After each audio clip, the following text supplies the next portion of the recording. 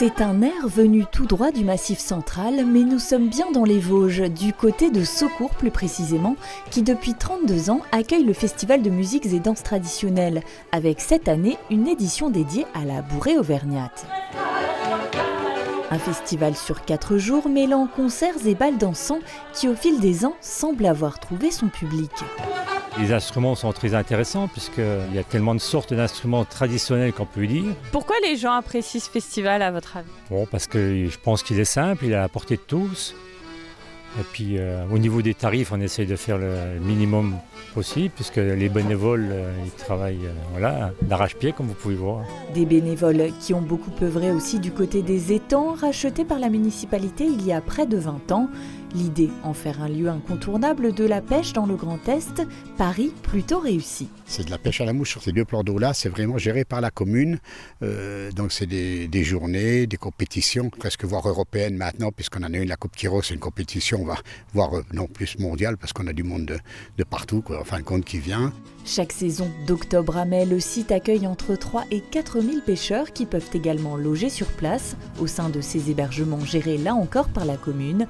Une activité qui a nécessité près d'1 million d'euros d'investissement et qui génère désormais des recettes et de l'emploi.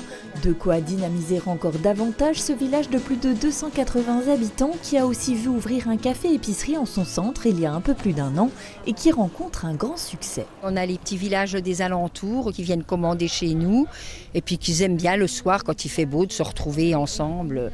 On a les pêcheurs qui jouent bien le jeu et puis qui sont là régulièrement du vendredi au dimanche soir et sur qui on peut compter.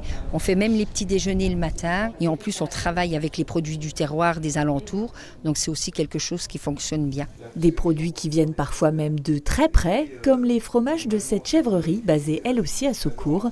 La famille Micard y élève des caprins depuis près de 30 ans et a vu son activité prendre de l'ampleur, même si les débuts n'ont pas été simples. C'est vrai que dans les années 90, moi pour ma part j'ai pu constater qu'on aurait eu plus facile de vendre du fromage de vache que du fromage de chèvre, parce que les gens ne connaissaient pas. Mais ça a changé. Oui, ça a changé. Aussi, ce qui nous a beaucoup aidé, nous, dans notre cas, sur Saucourt, c'est qu'on n'est pas si mal placé que ça, parce qu'on n'est pas loin de Nancy. C'est quand même une métropole qui draine du monde, quoi. Épinal-Nancy, un axe privilégié pour faire rayonner les produits de l'exploitation sur les marchés, où les fromages frais, tomes et autres bûchettes de chèvre font aujourd'hui de nombreux adeptes. On a vu la demande fortement augmenter ces dernières années. C'est un lait qui est beaucoup plus digeste, qui est moins gras et dont la protéine est différente de celle du lait de vache. Donc beaucoup plus de gens le tolèrent. Artisanat, commerce, culture ou sport, entre autres, grâce à toutes ces activités à Saucourt, la vie de quartier n'a rien à envier aux communes moyennes. Reste une problématique tout de même, celle de l'avenir du foyer rural, véritable moteur dans l'animation du village, qui cherche des bénévoles au 109, avis aux amateurs.